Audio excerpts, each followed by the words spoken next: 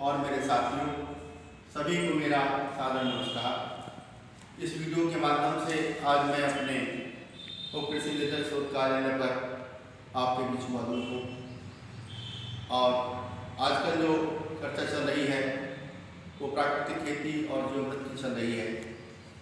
अगर हम अपने मोबाइल में यूट्यूब को चालू करते हैं, देखते हैं, तो हम ये देखते हैं कि आजकल हमारे यूट्यूब चैनल पर तमाम तरह की वीडियो जो जीवामृत बनाने से संबंधित और प्राकृतिक खेती करने से संबंधित अपलोड की गई हैं। हमारे किसान भाई को देख रहे हैं और मैं समझता हूँ कि ये जीवामृत बनाने की जो प्रक्रिया है लगभग पूरे देश में चल रही है।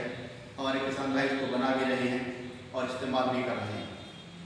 लेकिन मुझे आज ये आपको बताना है कि जीवामृत बनाना सिर्फ प्राकृतिक खेती मान लेना, यानी कि जीवामृत बनाकर उसको हम अपने खेतों में डाल लें, ये हम समझ लें कि हमने प्राकृतिक खेती कर ली, तो ये प्राकृतिक खेती नहीं है।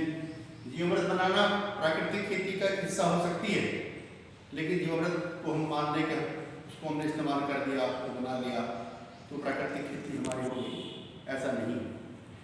प्राकृतिक खेती का मतलब है प्रकृति की व्यवस्था के अनुसार और प्रकृति की व्यवस्था को बरकरार रखते हुए हम जो खेती करते हैं उसी को प्राकृतिक खेती कहते हैं। प्राकृतिक खेती में प्रकृति की सभी इकाइयों का सहयोग रहता है। हालांकि प्राकृतिक खेती में सूक्ष्म जीवों का सबसे मुख्य भूमिका है, लेकिन प्रकृति की जो और दूसरी इकाइयाँ हैं उनका भी अपनी अपनी भूमिका है। प्रकृति की प्रत्येक इकाई प्राकृतिक खेती में कहीं न कहीं अपना सहयोग प्रदान करती है। प्राकृतिक खेती का हमारा ये उद्देश्य है कि हमारी प्रकृति का वैभव बरकरार रहे, हमारे प्राकृतिक संसाधन मजबूत रहे, हमारी जैव विविधता बरकरार रहे, हमारी जो भूमि है उसकी उर्वरता बरकरार रहे, भूमि में ह्यूमस की मात्रा, जीवांश खादों की मात्रा बरकरार रहे और हमारी भूमि में जो भूगर्भ जल स्तर है वो ऊपर उठा रहे। साथियों, ये सब काम हम तभी कर सकते हैं जब हम प्रकृति की व्यवस्था को समझें और प्रकृति की व्यवस्था को समझने के लिए अपनी सोच को बदलें, यानी कि हम अपनी सोच को प्राकृतिक सोच करें और प्रकृति की प्रत्येक इकाई को अपनी जिस नज़र से हम देखते हैं उस अपनी नज़र को देखने के नज़रिए को थोड़ा सा गहरा करें। प्राकृतिक खेती करने के लिए हमें चाहिए कि हम धरती पर एक ऐसा परिवेश बनाएं, ऐसा वातावरण बनाएं जहाँ हमारे खेत हैं, खलियान हैं, उसके आसपास हमारे आसपास मंडराने वाले रंग-बिरंगी तितलियाँ, मधुमक्खियाँ, रानी गुड़िया, केंचुआ, गुंडैला, वो सब पहले की तरह से मौजूद रहें। इसके अलावा जो हमारा खेत है, खलियान है, गाँव है, वहाँ जो तालाब हैं उनमें निर्मल जल भरा रहे और उन तालाबों में रहने वाले जीव, मछली, मेंढक, कछुआ, जौ, वो भी सब पहले की तरह से मौजूद रहे। इसके साथ साथ हमारे गांव, हमारे घर, खलिहानों में पहले की तरह रहने वाली नाना प्रकार की चिड़ियाँ, गौरैया, तोता, मैना, तीतर, बटेर, बुलबुल, हुदहुद, गिद्ध, हंस, सारस सब पहले की तरह से मौजूद रहें, यानी कि हमारी जैव विविधता पहले तरह से बरकरार रहे। और ये सब काम तभी संभव है जब हम अपने खेतों की मोटी मोटी मेड़ बनाएं ताकि वर्षा का पानी वो हमारे खेत से बाहर न जाने पाए और हमारी धरती माँ को कभी प्यासी न रहे। इसके अलावा जो हम अपने खेतों की मेड़ बनाते हैं उन मेड़ों पर अपनी इच्छा के अनुसार सभी तरह के पेड़ लगाएं ताकि उन पेड़ों पर पक्षी अपना बसेरा बना लें और हमारे फसलों की देखभाल कर सकें। हमें चाहिए कि हम खेती करने के साथ साथ पशुपालन अवश्य करें।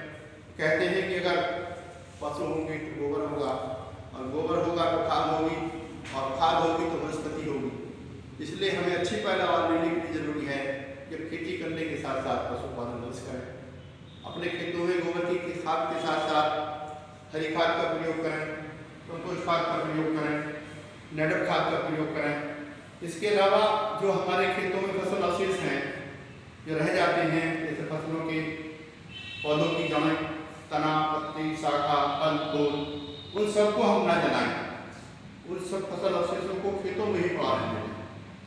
अगर संभव हो सके तो अपने खेतों के निचले हिस्से में छोटे छोटे तालाब बनाएं और अपने खेतों के खलिहानों के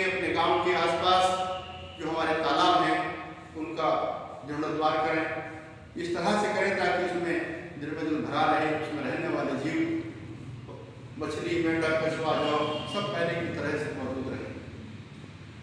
हम अपनी खेती में उन फसलों का समावेश करें जिसमें कम से कम पानी का इस्तेमाल हो, यानी कि हमें नकदी फसलों के साथ साथ कम पानी चाहने वाली फसलें, कम खाद चाहने वाली फसलें, यानी कि हम फसल चक्र का प्रयोग करें।